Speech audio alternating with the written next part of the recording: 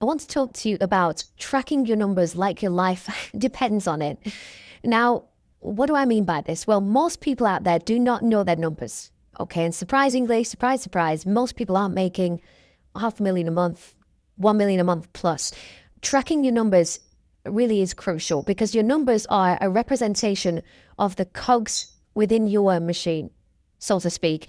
You have to keep them well oiled and observe them at all times to make sure that the machine, your business, your company, is performing at its optimum. Right. Now, first and foremost, let's cover what to track specifically. So you should be tracking ad spend, impressions, reach, i.e. views, your CPM, so your cost per 1,000 impressions, clicks, click-through rate, and cost per click as well. Your leads coming into the funnel and also your lead cost comparative to your ad spend, landing page conversion percentage, your surveys coming in, and also the survey cost per survey as well. How many calls you're booking, and also the cost per booked call. And also, not only the calls booked cost, but the calls taken cost as well, which is arguably more important for a few reasons, really. Because this is representation. This is a representation of your show rate, and that feeds back into this next metric here. So, how many units you sold, and also the cost per acquisition. And we'll talk about the importance of this in detail in just a second, because this is pretty much the number one most important metric in your entire funnel. Essentially, it really is. You should also be tracking your call conversion rate, your lead conversion rate, obviously your revenue and your cash, and the ROI behind both of those. Your average order value, and that's for both revenue and for cash as well. So you can actually align the average order value for cash with your average call taking cost as well. So for example, if it's costing you, let's say £500 to take a call, and your average cash is, just for argument's sake, say, £600 in cash, you know that you've got a problem there, and you can start to look into that in more detail, which is the entire point of doing this in the first place. You should also be tracking your cash as a percentage of your total monthly revenue. This is very important as well, and we'll talk about that in more detail in a second. And also any changes that you've made to your funnel. So if you change the program price, if you hire a new rep, if you start taking crypto payments, blah, blah, blah, it's really important to keep a track of that as well in your in your notes. And just to give you an example of that, so last month we implemented something in our email follow-up sequence, which basically raises engagement that then feeds back into higher open rates, that then feeds back into more calls booked, that then feeds back into more sales, blah, blah, blah. And it's good to track this stuff because then you can view the impact of it, essentially. And on the team side of things, you should be tracking close rate for each rep, show rate for each sales rep, and each time zone, and each day of the week as well. Now, this stuff is more granular, okay, but this is the stuff that you can use to really optimize and dial things in. So I'll give you a quick example. So we found that at one stage, a certain period of time within the UK time zone, 9 to 5, we were getting loads of no-shows consistently, and also on specific days of the week as well. So we tested Saturdays for a while, but the no-show rate was just ridiculous across time zones. So you can use that data to then say, right, well, look, if everybody's no-showing between 9 and 12 on a Monday, let's not take calls there. Let's take calls past 5 p.m. and let's do, 5, 6, 7 p.m. as well, because the show rate there is good on a Monday. And if pretty much nobody ever shows up on a Saturday, well, let's just not work that day. There's just no point working that day. Let's conserve energy and feed that time back into, let's say, a Sunday evening when the show rate is really solid, and vice versa, right? That's my point. So you can understand and really dial down on what's working and get rid of what isn't working. And you should also be tracking whether your reps are submitting their end of day reports, whether they're filling it out properly as well, and also completing their admin tasks. And the reason for this is you will experience this at some point. When reps are getting lazy on this stuff, that feeds back into their overall closing ability and how well they do their job. So a quality rep will just do all of this stuff and they'll do it well. They'll do it properly. Whereas you might have a quality rep and all of a sudden they start not submitting their end of day report. They miss it on a Tuesday. They miss it on a Friday. They miss it next Monday. That is an early warning sign that something's wrong. You know, maybe their girlfriend dumped them. Maybe someone in their family passed away. Maybe they're ill. Maybe they have fallen out of alignment with the job or the product, something like that. And you can catch it early by using this stuff. Whereas if you don't track this stuff, you're just going to be like, why is Hamza underperforming? You know, why is Jan suddenly underperforming? You know, he was closing at 30%. Now he's closing at 18%. What's going on? This is the early indication of that stuff. So why is this so important? Well, each step has an impact.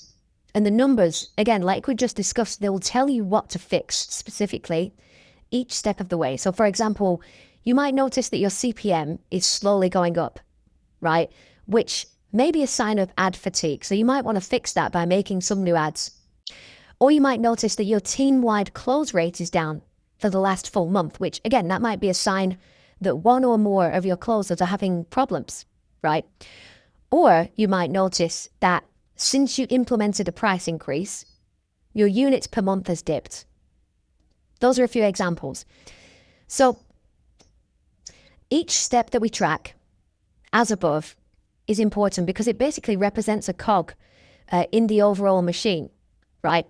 And it tells you when something is wrong. Why won't this go away? There we go. So it tells you when something's wrong, along with when equally something's right.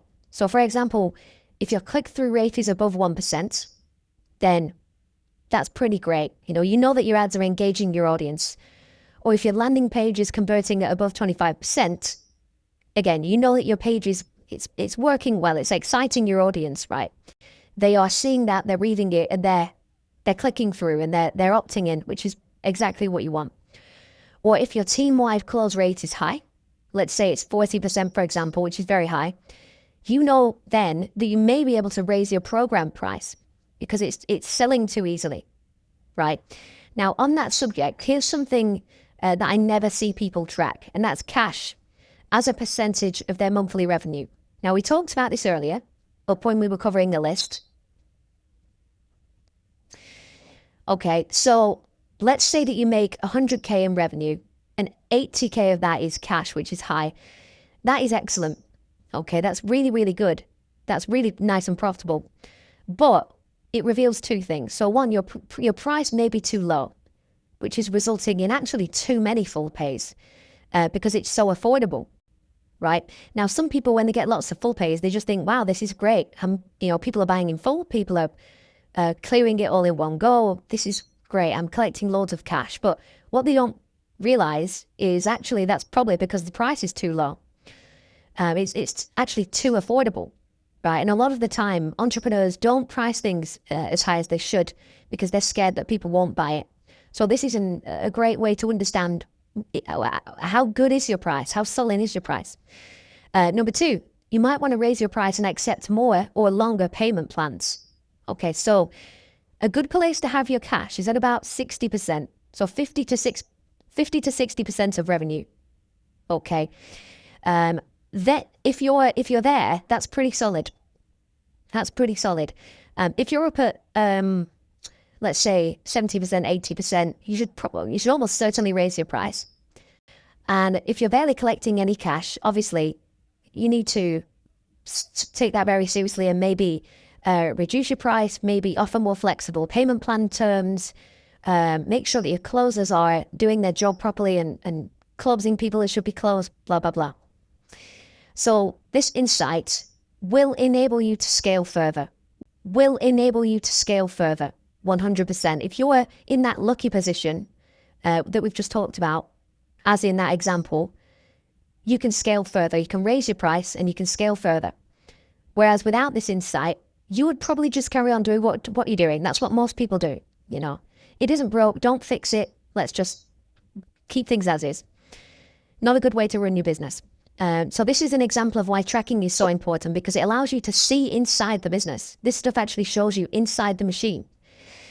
So let's talk about the importance of your cost per acquisition. Now, this one single number essentially represents the health of your entire business, because it's built on all elements of your funnel coming together as one, and it takes your ad spend and aligns it with your units sold to give you an overall cost per sale. Now, it's an important number because you can take it and compare it with your average order value to understand how profitable you are. Okay, so you can see that our cost per acquisition is currently £829. And by the way, it says dollars, but all of this stuff is actually GBP. It's British pounds. So you can see that ours is 829, and our average order value is actually £4,985 in revenue. And you can calculate that by taking the total revenue and dividing it into the units that have been sold. And that shows us that our funnel is currently providing an ROI of pretty much dead on 6x. So we're spending 1, we're getting 6 out, and we're keeping an ROI of 500% per month on the money that we're spending, which is pretty good. Now, pro tip, for those of you who want to exit your companies, this level of tracking and this depth of knowledge about your product, your team, your market, and so on and so forth, is going to show potential buyers how solid your company is, and also how solid you are as a serious business owner. You know, because people that aren't serious don't do this stuff, because it's work. But this, you know, for that reason, it adds significant value for a potential acquirer in the future. Now, from here, your next step, if you haven't done this already, is to go and build a spreadsheet like this one that you see me use, add in all of your numbers, look through them, and at each step, and